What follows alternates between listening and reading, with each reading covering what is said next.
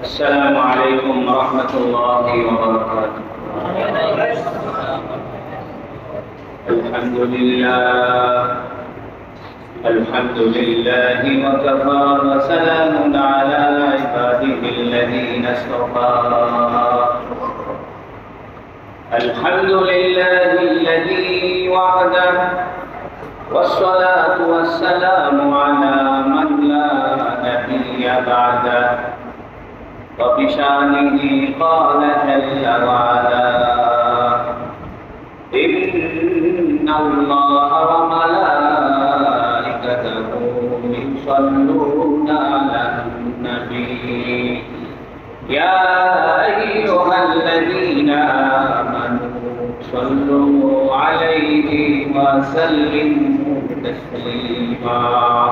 اللهم صل على محمد وعلى آل محمد كما صليت على إبراهيم وعلى آل إبراهيم إنك حميد مجيد. اللهم بارك على محمد وعلى آل محمد كما باركت على إبراهيم وعلى آل إبراهيم إنك حميد مجيد. أما بعد فأعوذ بالله من الشيطان الرجيم. بسم الله الرحمن الرحيم. للذين أحسنوا الحسنى وزيادة ولا يرهق وجوههم قتر ولا ذلة أولئك أصحاب الجنة هم فيها خالدون. الحمد لله. আল্লাহ তাবারাক ওয়া তাআলা বড় মেহেরবানি যে আল্লাহ রাব্বুল ইজ্জত আমাদেরকে দীর্ঘ এক মাস পরে আল্লাহর ঘরে বসে আল্লাহর কোরআনের আলোচনা করার তৌফিক দান করেছেন। বলুন আলহামদুলিল্লাহ। আমরা সূরা ইউনূস থেকে আলোচনা করছিলাম। আজকে সূরা ইউনূসের 26 নম্বর আয়াত থেকে আলোচনা হবে ইনশাআল্লাহ। আল্লাহ পাক আজকের আলোচ্য আয়াতে বলছেন লিল্লাযীনা আহসানুল হুসনা ওয়া জিয়াদা, যারা হুসনার কাজ করেছে অর্থাৎ উত্তম কাজ করেছে তাদের জন্য রয়েছে উত্তম ব্যবস্থা এবং আরো অতিরিক্ত বিষয়। সুবহানাল্লাহ। লিল্লাযীনা আহসানু, ওই সমস্ত লোক যারা উত্তম কার্য সম্পাদন করেছে, আল হুসনা তাদের জন্য রয়েছে উত্তম বিষয়, ওয়া জিয়াদা এবং আরো অতিরিক্ত কিছু। ওয়ালা ইয়ারহাকু wujuhahum qatarun ওয়ালা যিল্লাহ, কালিমা এবং লাঞ্ছনা তাদের চেহারা ঢেকে দিবে না। উলাইকা আসহাবুল জান্নাহ, এরাই হলো জান্নাতের অধিবাসী। সুবহানাল্লাহ। হুম ফিহা খালিদুন, তারা সেখানে চিরজীবন থাকবে। এটা ছিল সূরা ইউনূসের 26 নম্বর আয়াতের তর্জমা। এখন আমরা দেখব যারা উত্তম কার্য করেছে তাদের জন্য রয়েছে উত্তম ব্যবস্থা এবং আরো অতিরিক্ত কিছু। এর অর্থ কি, এর তাফসীর কি? আহসানু আরবি শব্দে আহসান বলা হয় অতি উত্তম কথাকে, গুড, বেটার, বেস্ট, সবচেয়ে উত্তম যেটা হয় এটাকে বলে আহসান। হুসন মানে যার ভিতরেও সুন্দর বাহিরেও সুন্দর, এটাকে বলে হুসন। এখান থেকে হাসান, এখান থেকে হুসাইন, এখান থেকে আহসান, এখান থেকে হাসিনা, এখান থেকে হুসনা। একই মূল ধাতু থেকে আরবি ভাষায় অনেকগুলো শব্দের উৎপত্তি হয়। যে শব্দটা থেকে মূল বিষয় থেকে উৎপত্তি হয় এই শব্দকে বলে মাজদার। মাজদার অর্থ ক্রিয়ামূল, একটি শব্দের মূল ধাতু। মূল ধাতু হল হুসুন বা হাসান। হুসুন বলা হয় যেটা বাহিরেও সুন্দর ভিতরেও সুন্দর, আর জামাল বলা হয় বা জামিল বলা হয় যেটা বাহিরে সুন্দর ভিতরে সুন্দর হইতেও পারে না হতে পারে, এটাকে বলে হুসুন। এখান থেকে আরবি একটি শব্দের হলো আহসান। আহসান মানে অতি সুন্দর, যেটা বাহিরেও সুন্দর ভিতরেও সুন্দর। আল্লাহ বলছেন আল্লাযীনা আহসানু, যারা অতি উত্তম কার্য করেছে। এখন অতি উত্তম কার্যের অর্থ কি? এটা অন্য আয়াতের মধ্যে আল্লাহ বলেছেন। এটা কি? ওয়ামান আহসানু কাওলাম মিম্মান দাআ ইলাল্লাহ ওয়া আমিলা সালিহা। ওয়ামান আহসানু কাওলাম মিম্মান দাআ ইলাল্লাহ, ওই ব্যক্তির চাইতে উত্তম কথা কার হতে পারে যে আল্লাহর দিকে আহ্বান করে। সুবহানাল্লাহ। আল্লাহর দিকে আহ্বান করার কালিমার নাম কি? কালিমায়ে তৈয়বা, লা ইলাহা ইল্লাল্লাহ। এজন্য মুফাসসিরিনে কেরাম আল্লাযীনা আহসানু এই শব্দের অর্থ করেছে যারা কালিমা লা ইলাহা ইল্লাল্লাহ স্বীকার করেছে। সুবহানাল্লাহ। এইজন্য মনে রাখতে হবে যে কুরআনুল কারীমের শাব্দিক অর্থ জানলে মুফাসসির হওয়া যাবে না। শুধু আরবি ভাষা জানলেই সে কোরআন বুঝতে সক্ষম হবে না, বরং কোরআন বুঝতে চাইলে এই শব্দের অর্থ কোরআনের অন্য জায়গায় কি আছে সেটা জানতে হবে, এবং রাসূল সাল্লাল্লাহু আলাইহি সাল্লাম এই শব্দের কি অর্থ করেছেন, সাহাবায়ে কেরাম এই শব্দের কি ব্যাখ্যা দিয়েছেন, সেটাই তাফসীর।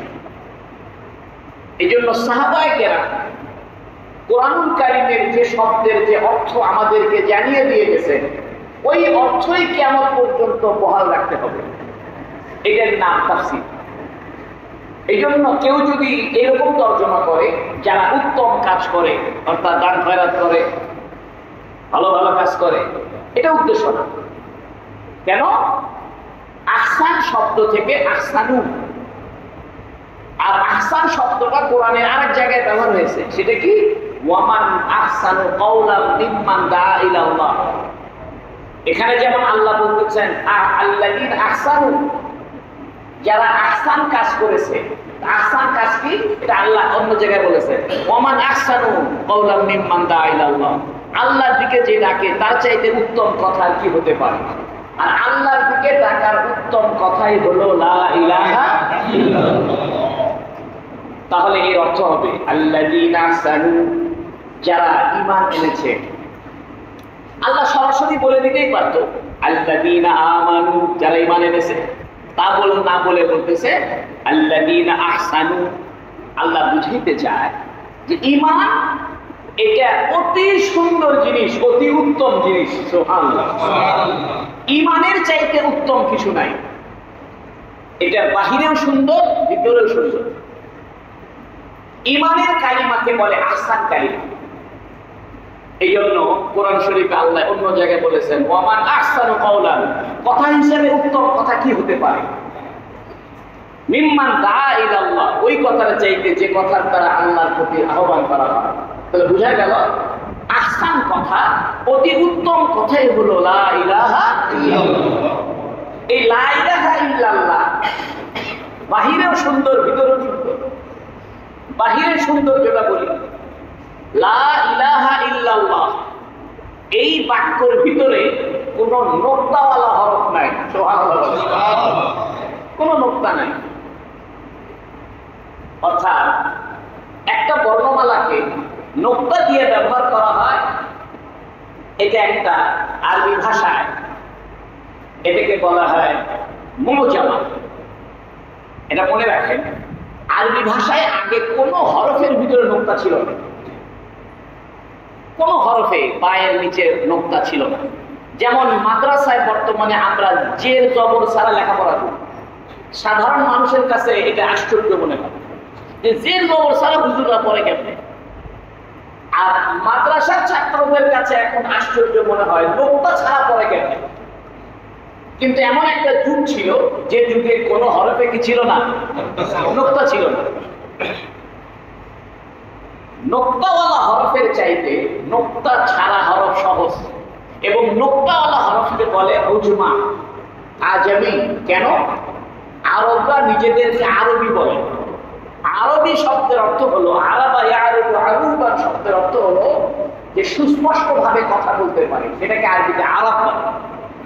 এই জন্য আরবের লোকেরা নিজেদেরকে বলতো আমরা সুস্পষ্ট ভাষী, আর যারা আরবের বাইরের লোক এদেরকে বলতো আজামি বলতো, এরা ভিনদেশী, এরা আরব নয়। এই জন্য যারা আরব দেশের মানুষ নয় এদের পড়ার সুবিধার জন্য নোক্তা আবিষ্কার করা হয়েছে। বায়ের নিচে এক নোক্তা, তায়ের উপরে 2 নোক্তা, সায়ের উপরে 3 নোক্তা। এটা যারা আরবি ভাষার লোক নয় এদের সুবিধার জন্য এই নোক্তার পদ্ধতি চালু করা হয়েছে। এই জন্য আপনারা যদি হজ করতে যান বা ওমরায় যান, তো মদিনা মসজিদের কোন লাইব্রেরি অথবা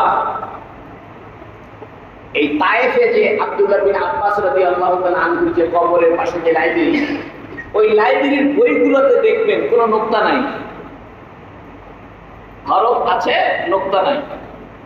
এই জন্য নোক্তাওয়ালা হরফকে বলে উজমা, আর আজমি মুজামা।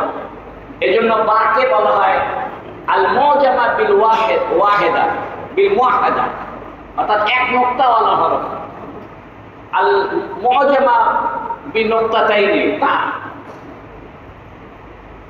আল মুজামা বি মুসাল্লাতিন মুসাল্লাসাতিন 3 হরফ, 3 নোক্তাওয়ালা হরফ।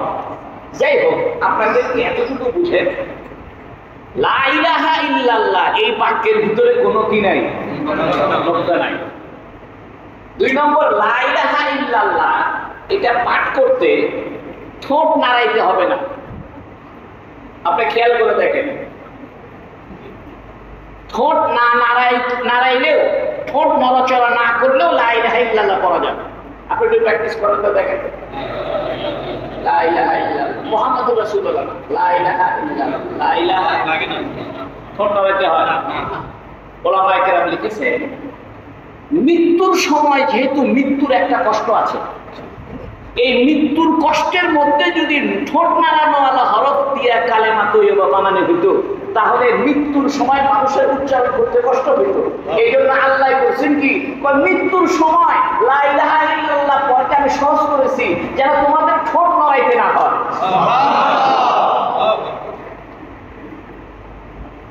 লা ইলাহা ইল্লাল্লাহ এটা হলো আসা। অর্থাৎ পৃথিবীতে যত বাক্য আছে সমস্ত বাক্যের মধ্যে লা ইলাহা ইল্লাল্লাহ বাক্যটা সবচেয়ে সহজ। লা ইলাহা ইল্লাল্লাহ, কিন্তু আইন এটা কষ্ট না। দেখেন লা বাতাস ছেড়ে দিলেন, ইলাহা বাতাস ইল্লাল্লাহ, সবগুলো রেখা বলা হয়। রেখা মানে পাতলা, অর্থাৎ কোনো কঠোরতা নেই। যদি বলা হতো লা ইলাহা আইন দেওয়া হতো তাহলে মানুষের কষ্ট হতো। একটা মানুষ মারা যাচ্ছে, মারা যাওয়ার সময় আইন উচ্চারণ করা কষ্ট আছে, ঠিক না? এই জন্য কালেমা তৈয়বা লা ইলাহা ইল্লাল্লাহ এই কথাটা, এই বাক্যটার ভিতরে কোনো নোক্তা নাই, কোনো ত্রুটি নাই। 2 নম্বরে এই বাক্যটা এত সহজ করে দিয়েছেন আল্লাহ যে ঠোঁট পর্যন্ত লড়াইতে হয় না, ঠোঁট লড়াইতে হয় না, শুধু জিহ্বা লড়াইলে হয়। 2 নম্বরে, 3 নম্বরে লা ইলাহা ইল্লাল্লাহ এই বাক্যটা তেলাওয়াত করতে সব নিঃশ্বাস ভিতরে ঢুকাইতে হয় না, নিঃশ্বাস বাইরে করে দিলেই হয়। আপনি একটু খেয়াল করেন তো, লা ইলাহা ইল্লাল্লাহ নিঃশ্বাস কি ভিতরে দিতে হচ্ছে? লা নিঃশ্বাস বাইরে যাচ্ছে না, ইলাহা বাইরে ইল্লাল্লাহ বাইরে। আল্লাহ বলতেছে তোমার মৃত্যুর সময় যে বাক্যটা তোমাকে আমার সাথে পরিচয় করায় দিবে, তোমার জান্নাতের ঠিকানা করবে, এই বাক্যটা তোমার ভিতরের বাতাসটা বের করে দিচ্ছে, তুমি জীবন থেকে চলে যাচ্ছ। এই জন্য লা ইলাহা ইল্লাল্লাহ মৃত্যুর সময় পাঠ করা সবচেয়ে সহজ ব্যাপার করেছে। এই জন্য লা ইলাহা ইল্লাল্লাহ বাক্যটা পড়তে যেমন বাতাস বের হয়ে যায়, আল্লাহ কইতেছে তোমার জীবনের বাতাসও যেমন বের হয়ে যাচ্ছে, অর্থাৎ লা ইলাহা ইল্লাল্লাহ পড়তেও বাতাস বের হয়ে যাওয়ার সাথে সম্পর্ক। যদি লা ইলাহা ইল্লাল্লাহ পড়তে বাতাস ভিতরে ঢুকানো লাগতো তাহলে কষ্ট হতো, কারণ মৃত্যুর সময় বাতাস ভিতরে ঢুকবে না বের হবে? বের হয়ে যাবে। মৃত্যুর সময় তো নিঃশ্বাস বের হয়ে যাবে, নিঃশ্বাস আর নিতে পারবে না, তখন তো মৃত্যু হবে। এই জন্য লা ইলাহা ইল্লাল্লাহ পড়ার সময় বাতাসকে ভিতরে ঢুকাইতে হয় না বাতাস বের করে দিতে হয়? বের করে দিতে হয়। এই জন্য লা ইলাহা ইল্লাল্লাহ চাইতে সহজ বাক্য, উত্তম বাক্য আর কিছু হইতে পারে না। এই জন্য লা ইলাহা ইল্লাল্লাহ এই বাক্যটা এতটাই সহজ করেছেন আল্লাহ যে কোনো নোক্তা নাই, প্রত্যেকটা হরফ সহজ, নরম, বাতাস বের হওয়ার সাথে সম্পর্ক, ঠোঁটও নাড়াইতে হবে। 4 নম্বরে লা ইলাহা ইল্লাল্লাহ বাক্যটা এটা গোপনীয় বাক্য। আপনি যদি সুবহানাল্লাহ সুবহানাল্লাহ জিকির করেন মানুষ টের পাবে যে লোকটা জিকির করতেছে, কিন্তু লা ইলাহা ইল্লাল্লাহ যদি পাঠ করেন মানুষ টের পাবে না সে কি করতেছে। সুবহানাল্লাহ। আপনি একটু খেয়াল করে দেখেন, লা ইলাহা ইল্লাল্লাহ লা ইলাহা ইল্লাল্লাহ লা ইলাহা ইল্লাল্লাহ ঠোঁট হালকা করে ফাঁকা করে রাখছেন, আর লা ইলাহা ইল্লাল্লাহ লা ইলাহা ইল্লাল্লাহ লা ইলাহা ইল্লাল্লাহর সাথে জিহ্বার সম্পর্ক। কার সম্পর্ক? জিহ্বার। জিহ্বা নাড়াচাড়া করলে কি হয়ে যায়? লা ইলাহা ইল্লাল্লাহ হয়ে যায়। ঠোঁট নাড়াইতে হয়নি, ঠোঁট নাড়াইতে হয়। অর্থাৎ লা ইলাহা ইল্লাল্লাহ বাক্যটা পড়ার সময় কেউ টেরও পাবে না যে লোকটা জিকিরের মধ্যে আসছে। তাহলে যে বাক্যটা পড়ার সময় মানুষ টেরও পায় না, এই বাক্যটার মধ্যে ইখলাস থাকে। যে বাক্য পড়তে মানুষ টের পায়, যেমন সুবহানাল্লাহ পড়লে মানুষ টের পায় যে ঠোঁট নড়াচড়া করতেছে, আলহামদুলিল্লাহ ঠোঁট ব্যবহার করতে হবে, কিন্তু লা ইলাহা ইল্লাল্লাহ পড়তে ঠোঁট ব্যবহার করতে হবে না। এর মানে হলো লা ইলাহা ইল্লাল্লাহ বাক্যটা এত গোপন বাক্য, এটা আল্লাহ যেহেতু গোপন, লা ইলাহা ইল্লাল্লাহ বাক্যকেও আল্লাহ গোপন ভাবে রাখছে যাতে তোমার অহংকার তৈরি না হয়, মানুষকে দেখানোর জন্য না হয়। সুবহানাল্লাহ। ওয়ামান আহসানু কাওলান মিম্মান দাআ ইলাল্লাহ। কথা হিসেবে অতি উত্তম কথা কোন কথা হতে পারে? যে কথার দ্বারা আল্লাহর দিকে মানুষকে আহ্বান করা। এই জন্য মনে রাখবেন, লা ইলাহা ইল্লাল্লাহ কোন নোক্তা আছে? নাই। এই হরফগুলা সহজ না কষ্ট? সহজ। ঠোঁট নাড়াইতে হয়? শুধু কি নাড়াইলেই চলে? লা ইলাহা ইল্লাল্লাহ বলার সময় বাতাস ভিতরে ঢুকাইতে হয় না ছেড়ে দিতে হয়? ছেড়ে দিতে হয়। এর মানে হইল মৃত্যুর সময় তোমার বাতাস বের হয়ে যাবে, এই জন্য লা ইলাহা ইল্লাল্লাহ পড়তে তোমার কষ্ট হবে না। আল্লাহ পাক লা ইলাহা ইল্লাল্লাহ বাক্যটাকে এত সহজ করেছেন যাতে মৃত্যুর পথযাত্রী তার পক্ষেও এই বাক্য পড়তে কোনো কষ্ট না হয়। এবং সর্বোপরি এই বাক্য কেউ যখন পাঠ করে তখন তাকে দেখে বোঝার উপায় নাই যে লোকটা কি জিকিরের মধ্যে আছে কি নাই। সুবহানাল্লাহ জিকির করলে মানুষ টের পাবে ঠোঁট নড়তেছে, আলহামদুলিল্লাহ জিকির করলে মানুষ টের পাবে যে আলহামদুলিল্লাহ পাঠ করতেছে। কিন্তু যদি লা ইলাহা ইল্লাল্লাহ পড়েন বোঝার কোনো বুদ্ধি নাই। তো মুফাসসিরিনে কেরাম বলেন আল্লাহ গোপন, আল্লাহ ইখলাস চায়, আল্লাহ সন্তুষ্টি আল্লাহ চায়। তো মানুষ দেখলে তো অহংকার আসতে পারে, কিন্তু লা ইলাহা ইল্লাল্লাহ পড়ার মধ্যে মানুষ দেখতেও পারবে না, টেরও পাবে না, অহংকারও আসবে না। আল্লাহ পাক খুশি হয়ে তার জান্নাত দান করবে। সুবহানাল্লাহ। তাই আল্লাহ বলেছে লিল্লাযীনা আহসানু, যারা অতি উত্তম বাক্যটা পাঠ করেছে, অর্থাৎ লা ইলাহা ইল্লাল্লাহ পাঠ করেছে, আল হুসনা, তাদের জন্য অতি উত্তম ব্যবস্থা আছে। অতি উত্তম ব্যবস্থাটা হলো জান্নাত। সুবহানাল্লাহ। আব্দুল্লাহ বিন আব্বাস রাদিয়াল্লাহু তাআলা এই আয়াতের তাফসীর করেছেন, হুসনার অর্থ হলো জান্নাত। যদিও হুসনার শাব্দিক অর্থ হলো উত্তম অবস্থা, অতি উত্তম অবস্থা। আর সবচেয়ে উত্তম অবস্থা কোন অবস্থা? জান্নাতের অবস্থা। এই জন্য এই আয়াতের মধ্যে হুসনার দ্বারা কি উদ্দেশ্য? জান্নাত উদ্দেশ্য। লিল্লাযীনা আহসানু, যারা অতি উত্তম কার্য করেছে, অতি উত্তম কথাটা বলেছে, লা ইলাহা ইল্লাল্লাহ বলেছে, হুসনা, তাদের জন্য আমি উত্তম ব্যবস্থা রাখছি, জান্নাত রাখছি, সুবহানাল্লাহ, ওয়া জিয়াদা, আরো অতিরিক্ত বিষয় রাখছি। এখন অতিরিক্ত বিষয় কি? এটা তাফসীরের কিতাবে আছে, আব্দুল্লাহ বিন আব্বাস থেকে বর্ণিত। জিয়াদা মানে অতিরিক্ত বিষয় হলো আল্লাহ পাকের দিদারের ব্যবস্থা রাখছি। অর্থাৎ তোমরা যদি মৃত্যুর সময় লা ইলাহা ইল্লাল্লাহ পাঠ করে যেতে পারো, আর কেনই বা পারবা না? বাক্যটা তো আমি সহজ করেছি, কোন গলার ভিতরে উচ্চারণ করতে হয় না, ঠোঁট ব্যবহার করতে হয় না, কোন মাখরাজের অত কষ্ট নাই, যে কোনো ব্যক্তি লা ইলাহা ইল্লাল্লাহ করতে পারে। একদম বিধর্মী মানুষ, বিদেশি মানুষ, তাকেও যদি বলেন তাই বলেন তো লা ইলাহা ইল্লাল্লাহ, সে বলবে। কিন্তু যদি বলেন ইন্না আ'তাইনাকাল কাউসার, তাহলে তার জন্য কষ্ট হবে। যদি বলেন তাব্বাত ইয়াদা আবি লাহাবিন ওয়া তাব্বা, তাহলে তার জন্য কষ্ট হবে। কিন্তু লা ইলাহা ইল্লাল্লাহ করতে কোনো কষ্ট নাই। আল্লাহ বলতেছে, দেখো বান্দা, মৃত্যুর সময় যে বাক্যটা আমি তোমার কাছে কামনা করি, এটাকে আমি আসান বানাই দিছি, বাহ্যিক ভাবে সুন্দর বানাই দিছি। সুবহানাল্লাহ। ভিতর কত সুন্দর, ভিতর কত সুন্দর কি? আল্লাহ এক, আল্লাহ ছাড়া কোনো মাবুদ নাই। কেন? একটা মানুষের মাথার মধ্যে যদি দুই আল্লাহ ঘোরাফেরা করে, তাহলে মৃত্যুর সময় চিন্তা করবে কয় আল্লাহ খুশি করি, তাই না?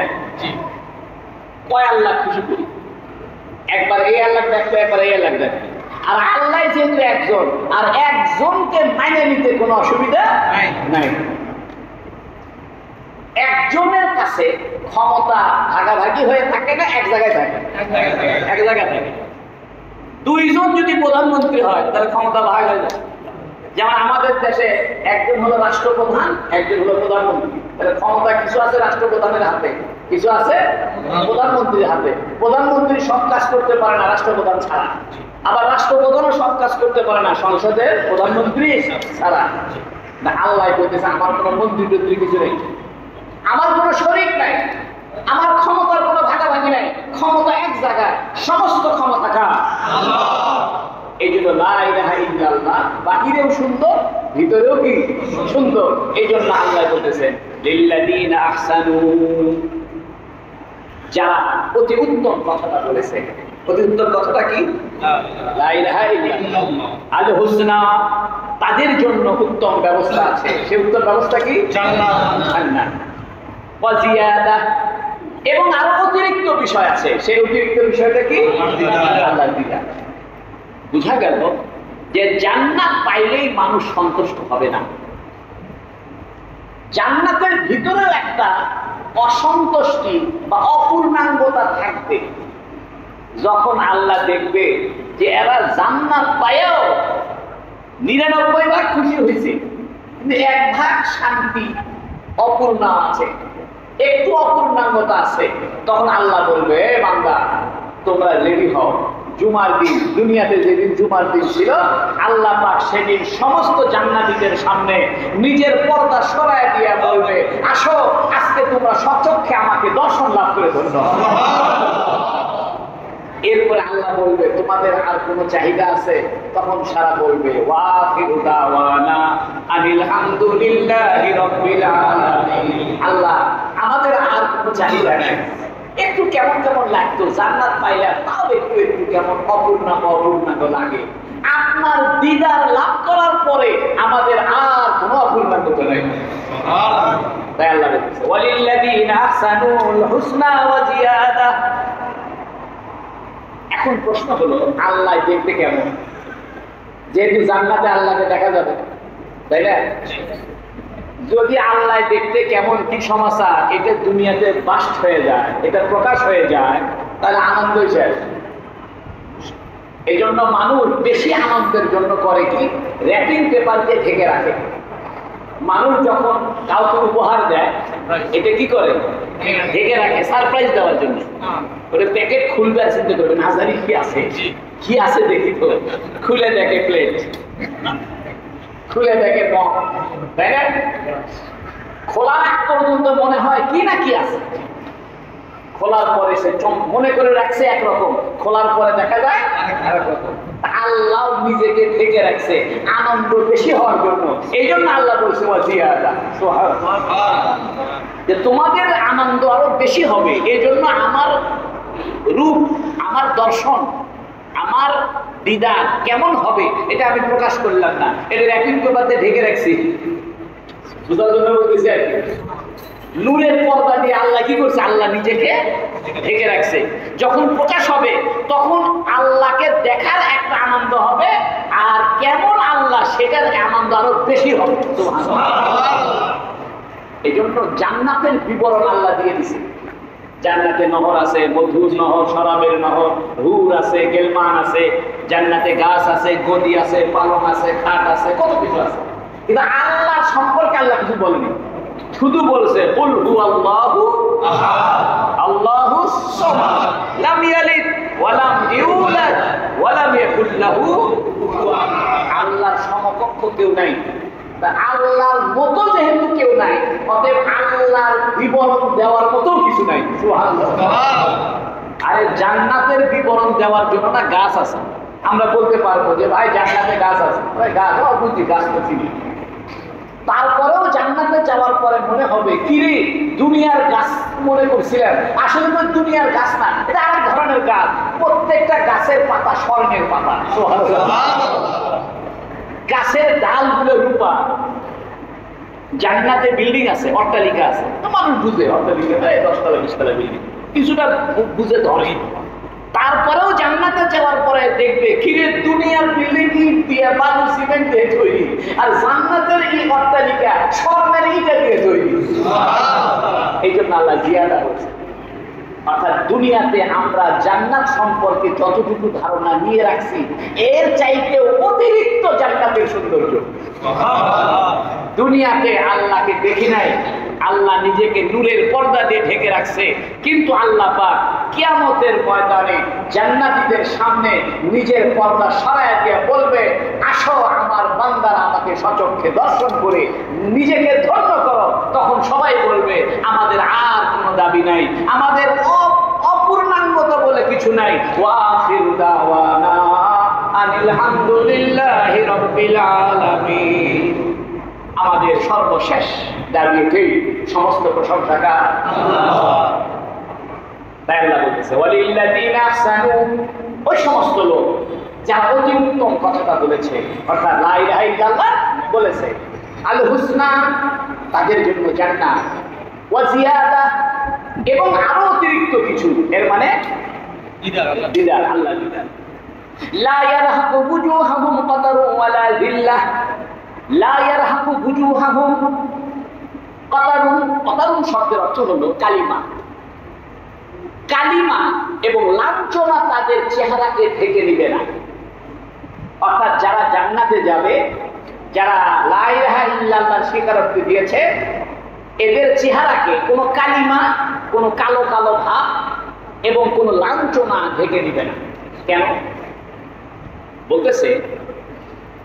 একটা হলো কালিমা। কালিমা চেহারা কালো হয়ে যায় কি কারণে? ভয়ে, লজ্জায়, অসম্মানের কারণে মানুষের চেহারা কালো হয়ে যায়। একটা ফর্সা মানুষ, ওকে আপনি গাল দেন, দুঃখের সংবাদ দেন, তাহলে তার চেহারা কি হয়ে যাবে? মলিন হয়ে যাবে।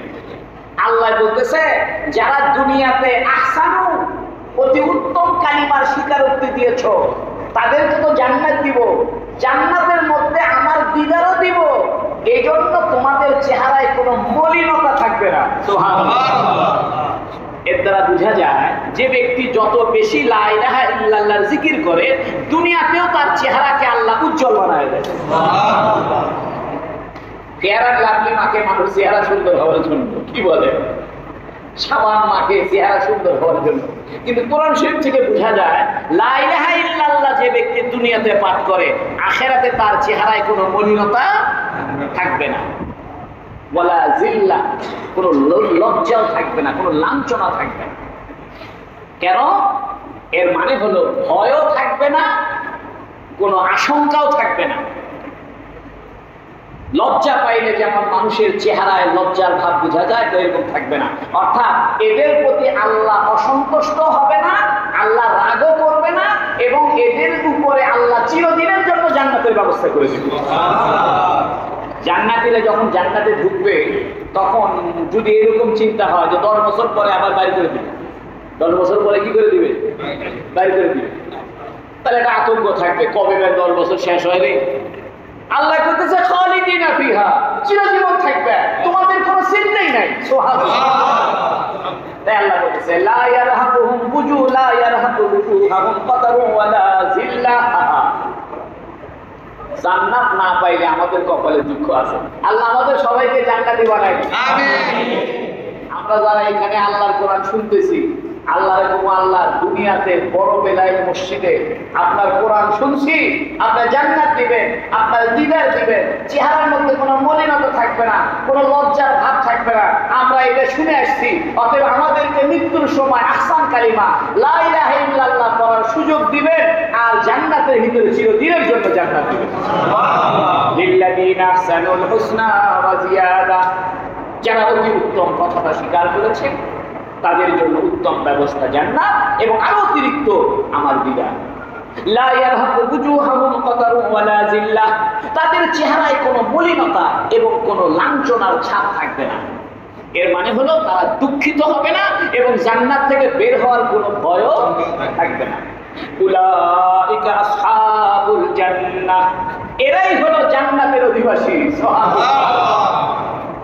খাহুম ফিহা খালিদুন, তারা সেখানে চিরজীবন থাকবে। ওই যে জিল্লাহ, লাঞ্ছিত হবে না, ওটার ব্যাখ্যা আল্লাহ দিয়েছে। হুম ফিহা খালিদুন। যদি জান্নাত থেকে বাইরে হয়ে যাওয়ার ভয় থাকে তাহলে তো চেহারার মধ্যে মলিনতা এসে যেতে পারে, চেহারার মধ্যে লাঞ্ছনা এসে যেতে পারে, যে আর 1 বছর পরে আমাকে জান্নাত থেকে বাইরে করে দিবে রে, তাহলে তো দুঃখ। আল্লাহ ওটা ব্যাখ্যা দিয়ে দিলেন, হুম ফিহা খালিদুন, তারা সেখানে চিরজীবন থাকবে।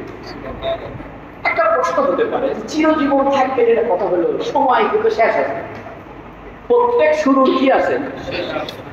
আসলে শোনেন, দুনিয়াতে শুরু এবং শেষ আছে।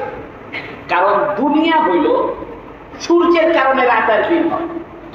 এই যে আমরা রাত দিন হচ্ছে, এটা সময় হচ্ছে, তাই না? সময় কেন হয়েছে? রাত দিনের কারণে সময় হয়। আচ্ছা, যেখানে সূর্যই নাই সেখানে কি দিন আসবে? না, তাহলে অন্ধকার থাকবে, অন্ধকার থাকবে। এর অর্থ হলো সূর্য যেখানে নাই সেখানে সময় বলে কিছু নাই।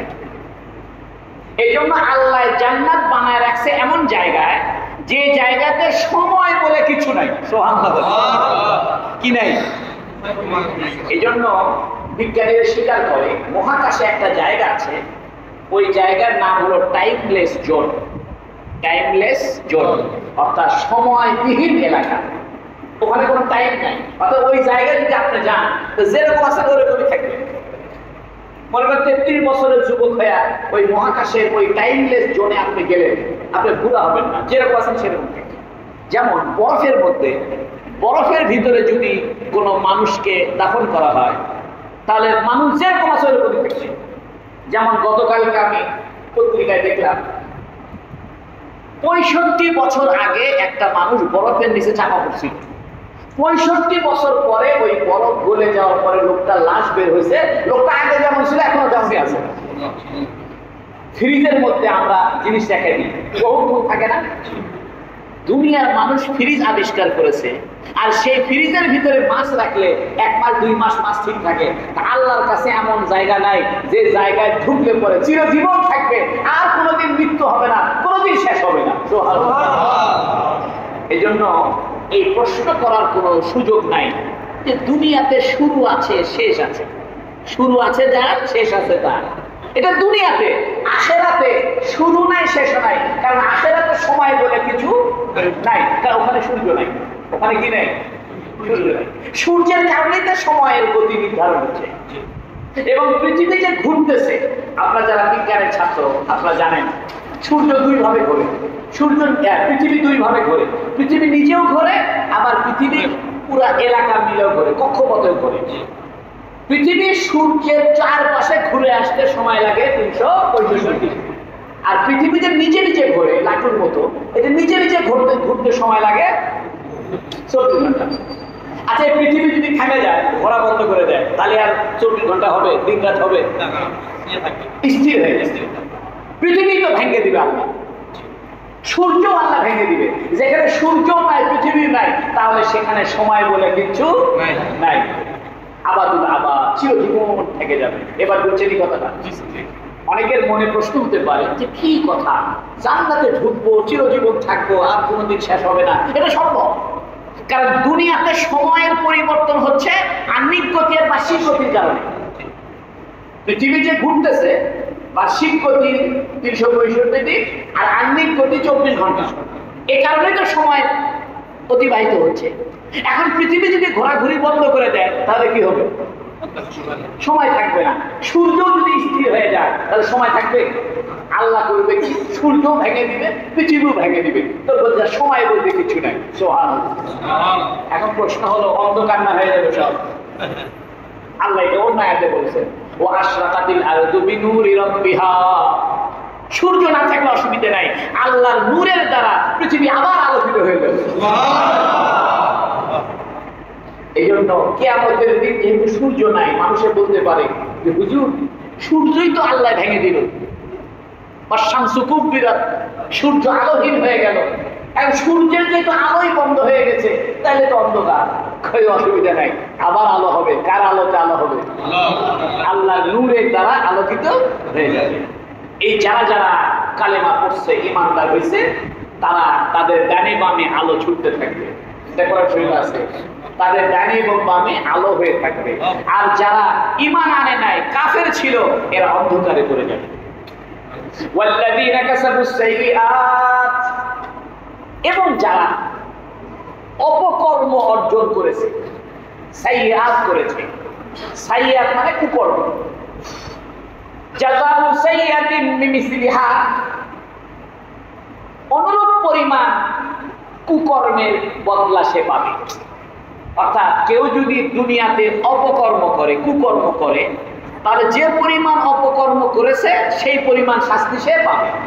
এর দ্বারা বোঝা যায়, একজন মানুষ যদি ঈমানদার হয় কিন্তু কবিরা গুনাহ করে, গুনাহ থেকে তওবা না করে, তাহলে সে কিছু পরিমাণ শাস্তি ভোগ করে তারপরে জান্নাতে যাবে।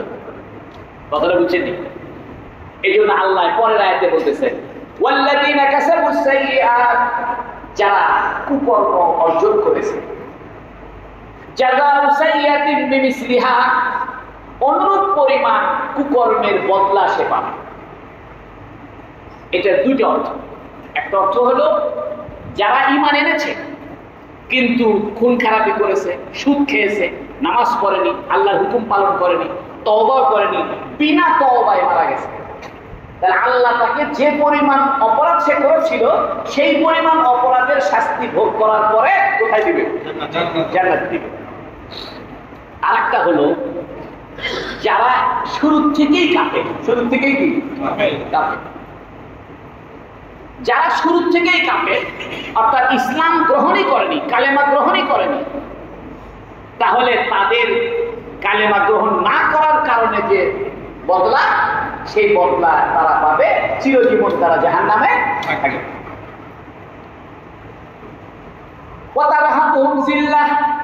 লাঞ্ছনা তাদেরকে ছেড়ে দিবে।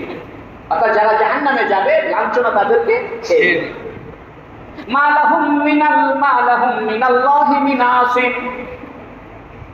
আল্লাহ থেকে রক্ষাকারী তাদের কেহ নাই। আল্লাহর আযাব থেকে রক্ষাকারী কেহ তাদের জন্য নাই। আচ্ছা, আল্লাহ জান্নাতীদের ব্যাপারে বললেন, লা ইয়ারহাকু বুজুহুম কাতারু ওয়ালা যিল্লাহ, মলিনতা, চেহারার ভিতরে মলিনতা এবং লাঞ্ছনা তাদেরকে স্পর্শ করবে না জান্নাতীদের। আর জাহান্নামীদের ব্যাপারে বলল ওয়াতারাহুম যিল্লাহ, এবং তাদেরকে লাঞ্ছনা ছেড়ে দিবে, মলিনতার কথা বাদ দিল। কথাটা কি বুঝতে পারলাম? জি। আবার খেয়াল করেন, যারা জান্নাতে যাবে তাদের সম্পর্কে আল্লাহ দুটো কথা বলছে, যে চেহারা মলিন হবে না, লাঞ্ছিত হবে না। আর যারা জাহান্নামে যাবে তাদের ব্যাপারে বলতেছে লাঞ্ছিত তারা হবে। তারা কি হবে? লাঞ্ছিত হবে। বলা দরকার ছিল লাঞ্ছিত হবে এবং চেহারা মলিন হবে, তাই না? এখানে শুধু একটা কথা বলে দেব, যে তারা লাঞ্ছিত হবে। এটা দুইটা জবাব। একটা জবাব হলো লাঞ্ছনার ভিতরে মলিনতা অন্তর্ভুক্ত আছে। লাঞ্ছনার ভিতরে কি আছে? মলিনতা অন্তর্ভুক্ত আছে। আরেকটা হলো যারা বদ আমল করার কারণে কিছুদিনের জন্য জান্নাতে গেছে, জাহান্নামে গিয়েছে, কিছুদিনের জন্য জাহান্নামে গিয়েছে, এরা বুঝবে যে আমার 5 বছর শাস্তি খাটলেই জান্নাত। এরা টের পাবে যে আমি বিনা তওবা করার কারণে যে জাহান্নামে এসেছি, আমি চিরদিন জাহান্নামে থাকবো না। এই জন্য তার চেহারার ভিতরে পুরোপুরি মলিনতা হবে না, একটু লাঞ্ছিত হবে কিন্তু মলিনতা থাকবে না, একটু খুশি খুশি থাকবে, যেন সে জানবে চিরদিনের জন্য আমি জাহান্নামে নাই, একদিন না একদিন আমি ঈমানের কারণে জান্নাতে যেতে পারবো। এই জন্য আল্লাহ এখানে তারা জিল্লাটা বলছে, কতল শব্দটা বলে নেই। কথাটা কি বুঝতে পারলাম? কষ্ট হচ্ছে না আপনাদের? মা লাহুম মিনাল্লাহি মিন আসিম। আসিম মানে রক্ষাকারী। মা লাহুম মিনাল্লাহি মিন আসিম, আল্লাহর শাস্তি থেকে রক্ষাকারী তাদের কেউ নাই। অর্থাৎ আল্লাহ ছাড়া কেউ তাদেরকে সেখান থেকে রক্ষা করতে পারবে না। আসেন ইসমত বলা হয়, ইসমত থেকে আসেন শব্দ। ইসমত মানে হলো আশ্রয়, অর্থাৎ আল্লাহ ছাড়া তাদেরকে কেহই আশ্রয় দেওয়ার মতো কেহ নাই, রক্ষা করেন আল্লাহ কেহ নাই। কান্নামা উগশিয়াত বুজুহুহুম কিতাম মিনাল লাইলি মুজলিমা, কান্নামা যেন, উগশিয়াত বুজুহুহুম তাদের চেহারাকে ঢেকে দিবে, কিতাম মিনাল লাইলি মুজলিমা রাতের অন্ধকারের এক টুকরা, রাতের অন্ধকারের এক টুকরা যেন তাদের চেহারাকে ঢেকে দিবে। এর মানে হলো তাদের চেহারাটা যেন রাতের অন্ধকারের একটা টুকরা হয়ে যাবে। রাতের অন্ধকার যেমন কালো, এদের চেহারাটাও এরকম রাতের অন্ধকারের মতো কি হয়ে যাবে? কালো হয়ে যাবে। আচ্ছা, রাতের অন্ধকারের সাথে তুলনা দেওয়ার কি দরকার? শুধু এতটুকু বলতো যে তাদের চেহারা কালো হয়ে যাবে, তা না বলে বলতেছে উগশিয়াত বুজুহুহুম কিতাম মিনাল লাইলি মুজলিমা, রাতের অন্ধকারের এক টুকরা তাদের চেহারার উপরে ছেয়ে যাবে। এর মানে হলো এরা রাতের বেলায় অন্যায় অপকর্মে লিপ্ত হতো। এই জন্য মনে রাখবেন, সবচেয়ে বেশি পাপের কাজ দিনে হয় না রাতে হয়? চুরি ডাকাতি। নেশাখোরদের নেশা দিনের বেলা না রাতের বেলা? রাতের বেলা। নেশাখোররা দিনের বেলা ঘুমায়, দিনের বেলা এদের খুব একটা নেশার জাগে না। নেশা জাগে কখন? সন্ধ্যা লাগে। আর যারা দিনদার, পরহেজগার, আল্লাহওয়ালা, ইমানদার, এরা রাতের বেলা বিছানায় ঘুমায় না, এরা রাতের বেলায় তাহাজ্জুদে বিছানার থেকে জেগে যায়। সুবহানাল্লাহ। এই কাফেররা যেহেতু রাত্রে বেলা জাগরণ করেনি, রাত্রে বেলা মৌজ বস্তি মারছে, নেশার বিভোর হয়ে থাকছে, এই জন্য এদের চেহারার মধ্যে রাতের অন্ধকারের একটা টুকরা তাদের চেহারার মধ্যে ছেয়ে যাবে। দেখে মনে হবে চেহারাটা একদম রাতের অন্ধকার। আর যারা ইমানদার হবে তাদের চেহারা হবে হাস্যোজ্জ্বল, চকচকা ঝকঝকা, আল্লাহর নূরে নুরানি হবে তাদের চেহারা। তাই আল্লাহ বলতেছেন কান্নামা উগশিয়াত বুজুহুহুম কিতাম মিনাল লাইলি মুজলিমা। এই কোরআন মানুষ বানাতে পারবে না। কোরআন যে এত সুন্দর করে আল্লাহ বলছে, মানুষের পক্ষে কোরআন বানানো সম্ভব। আল্লাহ যে কোরআনের ভিতরে এত উদাহরণ সেটিং করছে এবং এত চমৎকার ভাবে আলোচনা পেশ করেছে, এটা দেখলে বোঝা যায় এটা মানুষের পক্ষে বানানো। যারা আরবি বুঝে, যারা আগলের মানুষ, যারা কোরআন হাদিস বুঝে, আরবি ভাষার ডিজাইন বুঝে, তারা টের পায় যে এই কোরআন মানুষের পক্ষে বানানো সম্ভব। আমরা বুঝি, কারণ আমরা তো আরবি ভাষা জানি। এত চমৎকার ভাষা, এটা মানুষের পক্ষে বলার পক্ষে সম্ভব নয়। তাই আল্লাহ বলেছে কান্নামা উগশিয়াত বুজুহুহুম কিতাম মিনাল লাইলি মুজলিমা, কান্নামা যেন, উগশিয়াত বুজুহুহুম তাদের চেহারাকে ঢেকে দেওয়া হবে, ঢেকে যাবে, ঢেকে দেওয়া হবে, কিতাম মিনাল লাইলি মুজলিমা রাতের অন্ধকারের এক টুকরার ন্যায়। উলাইকা আসহাবুন নার, এরা হলো জাহান্নামের অধিবাসী। হুম ফিহা খালিদুন, যারা সেখানে চিরজীবন থাকবে। কারা? যারা ঈমান গ্রহণ করে। ওয়া ইয়াওমা নাহশুরুহুম জামিআ, স্মরণ করো আমি তাদেরকে সবাইকে একত্রিত করব। ওয়া ইয়াওমা নাহশুরুহুম জামিআ, স্মরণ করো যেদিন আমি সবাইকে একত্রিত করব। অর্থাৎ দুনিয়ার সমস্ত মানুষকে আল্লাহ এক ময়দানে একত্রিত করবে। এই ময়দানের নাম কি? হাসরের ময়দান। কিসের ময়দান?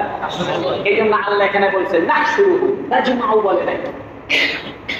এই জন্য আল্লাহ বলছে ওয়া ইয়াওমা নাহশুরুহুম, নাহশুরুহুম মানে হাসর করব। হাসরের এক অর্থ একত্রিত করা, হাসরের আর এক অর্থ হলো শেষ পরিণতি দেখায় দেওয়া। এই জন্য আল্লাহ হাসরের ময়দানকে হাসরের ময়দান এই জন্য বলে যে হাসরের ময়দানে সবাই একত্রিত হবে এবং সবার শেষ পরিণতি সে দেখতে পাবে, আমলনামা দেওয়া হবে। এই জন্য আল্লাহ ওয়া ইয়াওমা নাজমাউহুম বলে নাই যে আমি তাদেরকে জমা করব, তা বলে নাই, বলতেছে নাহশুরুহুম, আমি তাদের হাসর করব। এখান থেকে শরীয়তের একটা পরিভাষা হলো হাসরের ময়দান। এই হাসরের ময়দান কোথায় হবে এটা নিয়ে মুফাসসিরিনে কেরামের বক্তব্য হলো যে আরাফার ময়দানটাই হাসরের ময়দানে পরিণত হবে।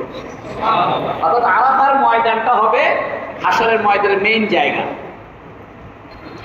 আর হাসরের ময়দান থেকে গোটা পৃথিবী এর সাথে জোড়া লাগবে, সাগর টাগর জোড়া লাগবে এবং পৃথিবী সম্প্রসারিত হবে। অমাদ্দাতিল আরদু, জমিন সম্প্রসারিত হবে, জমিন বড় হবে। এখনো জমিন বড় হচ্ছে, পৃথিবী তো বড় হচ্ছে আস্তে আস্তে, সেটা জানেন না আপনি? পৃথিবী কিন্তু কি হচ্ছে? সম্প্রসারিত হচ্ছে, স্থলভাগ কি হচ্ছে? বাড়তেছে। এইরকম ভাবে কিয়ামতের আগে স্থলভাগ বেড়ে যাবে, সমস্ত সাগরের পানি শুকিয়ে যাবে, তাহলে সাগরগুলো জমিন হয়ে যাবে। আপনি চিন্তা করেন তো, পৃথিবীর 4 ভাগের 1 ভাগ হলো স্থল, 3 ভাগ হলো, এই 3 ভাগ আবার মাটি হয়ে মাটির সাথে জোড়া লাগবে। তাহলে জায়গার কোনো সমস্যা আছে? জায়গার কোনো সমস্যা নাই। এরপরে জায়গা আরো কি হবে? তাই না, বেশি করা হবে, লম্বা করা হবে। তাহলে হাসরের ময়দানে সব মানুষ একত্রিত হইতে জায়গার কোনো অভাব হবে না। আল্লাহ বলতেছে ইয়াওমা নাহশুরুহুম জামিআ, স্মরণ করো যেদিন আমি তাদের সবাইকে একত্রিত করব। বিশেষ করে দুনিয়াতে যারা মূর্তির পূজা করত তাদেরকে, এবং যাদের পূজা করত, যে সমস্ত মূর্তির পূজা করত তাদের সবাইকে আল্লাহ একত্রিত করবে। একটা কথা মনে রাখেন, পৃথিবীতে যে সমস্ত মূর্তির পূজা হয়েছে বা হচ্ছে এগুলো সবাই মানুষ ছিল। যেমন গৌতম বুদ্ধের মূর্তি পূজা করে, আমাদের দেশেও শেখ মুজিবের মূর্তির পূজা করছে আগে। আবার অনেকে জিয়াউর রহমানের মূর্তি বানানোর ধান্দা করতেছে, সেখানে ফুল দিচ্ছে। এবং দুর্গা, গণেশ এবং লাত, উজ্জা, মানাত এগুলো সব আগে নেককার মানুষ ছিল। আল্লাহ করবে কি, দুনিয়াতে যারা পূজা করেছে, মূর্তির পূজা করেছে, এদেরকে কবরেতে তুলবে। আর যাদেরকে পূজা করছিল লাত, উজ্জা, মানাত ওদেরকে তুলবে, তুলে বলবে ওয়া ইয়াওমা নাহশুরুহুম জামিআ, স্মরণ করো যেদিন আমি তাদের সবাইকে একত্রিত করব শেষ পরিণতি দেখানোর জন্য। সুম্মা নাকুলু, অতঃপর আমি বলবো লিল্লাযীনা আশরাকু, যারা শিরিক করেছিল, অর্থাৎ যারা আল্লাহর সঙ্গে মূর্তিকে শিরিক করেছিল, শরীক করেছিল, তাদেরকে বলবো মাকানাকুম, তোমরা তোমাদের অবস্থানে দাঁড়াও। অর্থাৎ কবরের থেকে উঠে জায়গা মতো দাঁড়াও। আনতুম ওয়া শুরাকাউকুম, তোমরা এবং তোমাদের শরীকগণ, অর্থাৎ তোমরা যারা পূজা করেছো তোমরাও দাঁড়াও, আর যাদের পূজা করছিলে তাদেরকেও বলবে দাঁড়াও। ফাযায়্যালনা বাইনাহুম, অতঃপর আমি তাদের মাঝে সম্পর্ককে ছিন্ন করে দিই। অর্থাৎ যারা মূর্তির পূজা করে, মূর্তির প্রতি তাদের একটা মহব্বত আছে, আছে না? যারা দুর্গার পূজা করে, দুর্গার প্রতি মহব্বত আছে। লাতের পূজা করে, মানাতের পূজা করে, এদের প্রতি তাদের একটা মহব্বত আছে। আল্লাহ এই সম্পর্কটা ছিন্ন করে দিবে। ওয়াকালা শুরাকাউহুম মা কুনতুম ইয়ানা তা'বুদুন, ওয়াকালা শুরাকাউহুম, যারা পূজা করেছিল, যাদেরকে পূজা করেছিল শরীকগণ, ওই শরীক দেবতাগুলো বলবে মা কুনতুম ইয়ানা তা'বুদুন, তোমরা তো আমাদের কোনো ইবাদত করোনি, তোমরা তো আমাদের কোনো ইবাদত করোনি। কারণ এরা তো জানেই না যে ওদের পূজা হচ্ছে, মারা গেছে। শেখ মুজিব কি জানতো যে আমি মরে গেলে সব ফুল টুল দিয়ে একদিন নীরবতা পালন করবে, ফুল দিবে, মাথা ঝুঁকাবে? এরা তো জানে না, তো মারা গেছে, কি কি হচ্ছে না হচ্ছে জানাই না।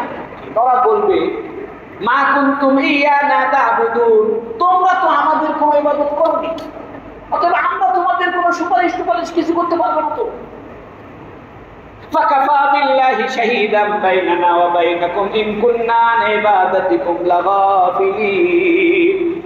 ফাকাফা বিল্লাহি শাহীদাম বাইনানা ওয়া বাইনাকুম, অতঃপর আল্লাহ সাক্ষী হবে বাইনানা ওয়া বাইনাকুম, আল্লাহ সাক্ষী হিসেবে যথেষ্ট আমাদের আর তোমাদের মাঝে। অর্থাৎ যাদের পূজা করা হয়েছিল ওরা বলবে দেখো আমরা কি বলেছিলাম যে আমাদের মৃত্যুর পরে তোমরা পূজা করো?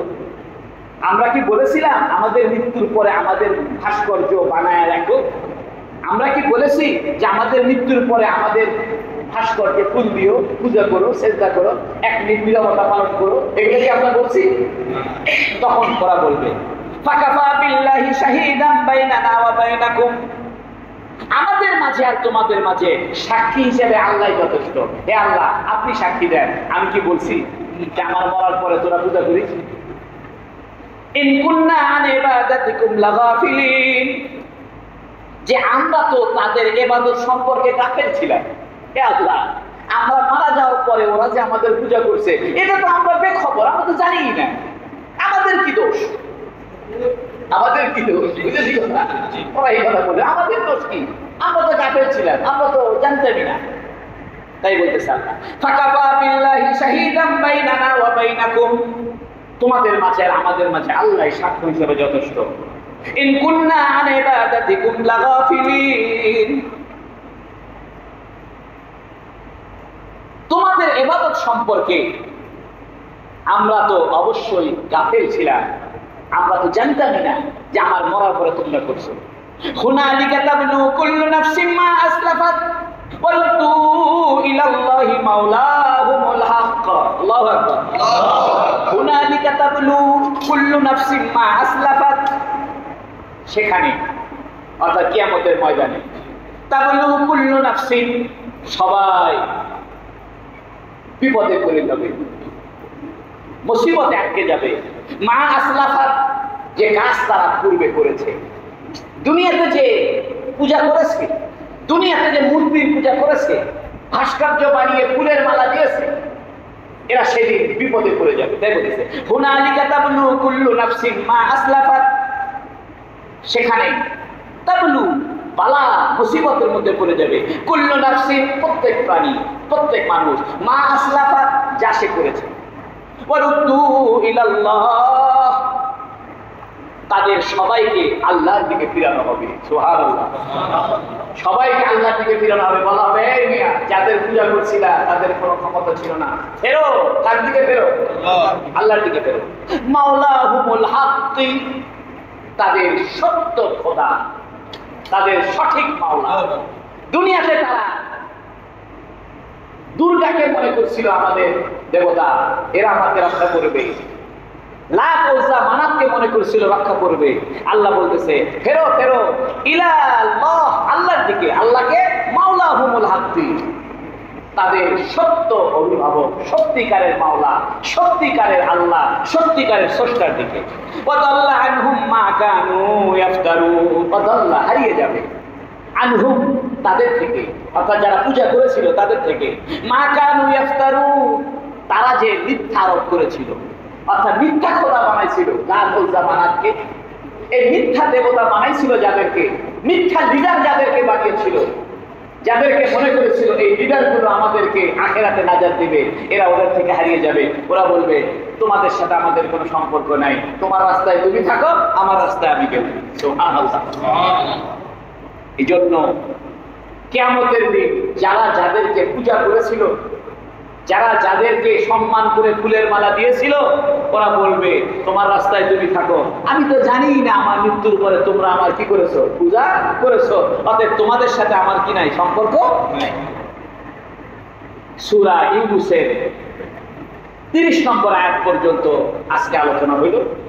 আজকে এতটুকু থাক, এটা রুকুটাও শেষ হয়েছে। আগামীতে ইনশাআল্লাহ আমরা নতুন রুকুর আলোচনা করব। আল্লাহ আমাদেরকে আহসান কালিমা, বলেন তো আহসান কালিমা কোনটা?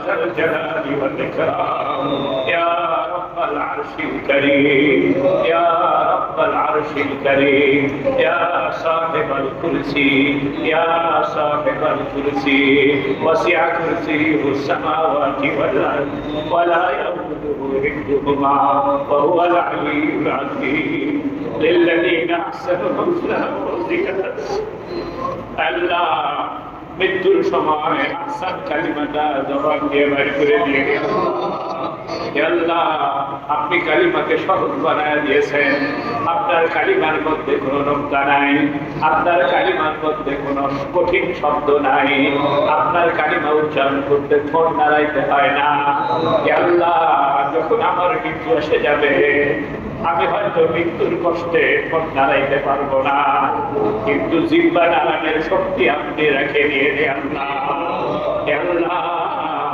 মৃত্যুর সময় কলেমা যেন পড়ে যেতে পারি আল্লাহ আল্লাহ আপনার ঘরের মধ্যে বসে আপনার কোরআন পড়লাম আপনার কোরআন শুনলাম আল্লাহ কিয়ামতের দিন আপনার দিদার নসিব করে দিয়ে আল্লাহ আল্লাহ রে আপনার পর দেখতে মনে চায় আল্লাহ আপনি নূরের পর্দায় আবৃত আছেন আল্লাহ জান্নাতের ভিতরে আপনার দিদার চাই আল্লাহ আল্লাহ চিরদিনের জন্য আমাদেরকে জান্নাত দিয়েন আল্লাহ আপনার জান্নাত আমরা চাই আল্লাহ আপনার মহব্বত চাই আপনার ভালোবাসা চাই আল্লাহ গুনাহ থেকে বাঁচায় রাখেন আল্লাহ আল্লাহ এই এলাকাবাসী যারা কবরে চলে গেছে সকল এলাকাবাসীর কবরকে আপনি জান্নাতের টুকরা বানায় দেন আল্লাহ এলাকায় এলাকায় ঘরে ঘরে সিজনের জ্বর হইতেছে আল্লাহ অসুখ বিসুখ থেকে হেফাজত করেন আল্লাহ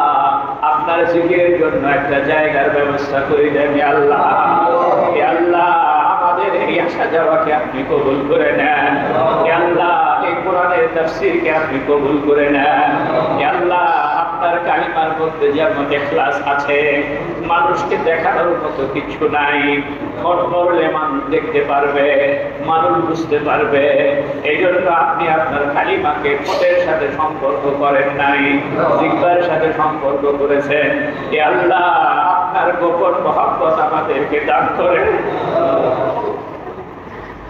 আল্লাহ আপনার ভালোবাসা আমাদেরকে দান করেন আল্লাহ আমার গুনাহের কারণে জাহান্নামে দিবেন না আল্লাহ আল্লাহ আমি তো জাহান্নামে যাওয়ার কাজ করে ফেলেছি আল্লাযীনা কাসাবুস সাইয়্যাত আল্লাহ কিয়ামতের দিন চেহারা কালিমা যুক্ত করে দিবেন না চেহারাকে মলিক বানায় দিবেন না আল্লাহ লাঞ্ছনা যেন আমাকে ঢেকে না ধরে আল্লাহ আল্লাহ খুশিতে রাখিয়ে আল্লাহ রবে আমার আমাদেরকে আপনি কবুল করে দীর্ঘ হায়াত দান করে সুস্থ হায়াত দান করে নেক হায়াত দান করে যেন বেশি বেশি জিকির করে যেতে পারি আল্লাহ প্রাণ করে যেন জিকির করে যেতে পারি বলে যে ঠান্ডা করে যেতে পারি আল্লাহ আল্লাহ 1000 বছর হায়াত পাইলেও তো আপনার জিকিরের মজা শেষ হয় না লক্ষ কোটি বছর হায়াত পাইলেও তো আপনার ঈমানের মজা শেষ হয় না আল্লাহ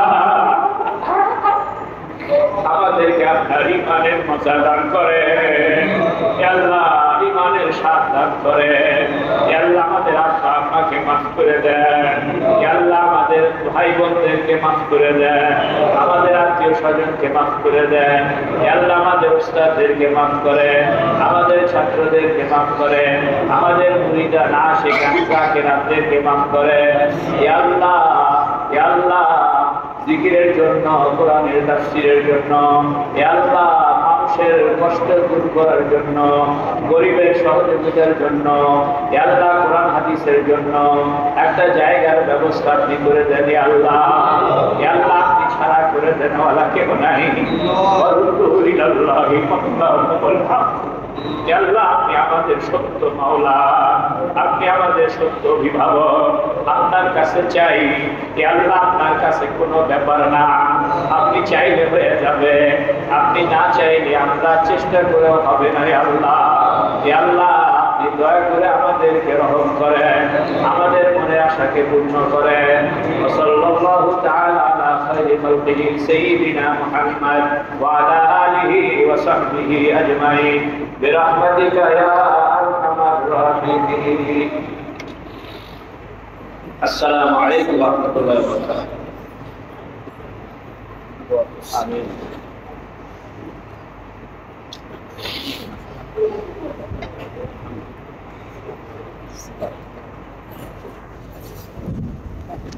Come on.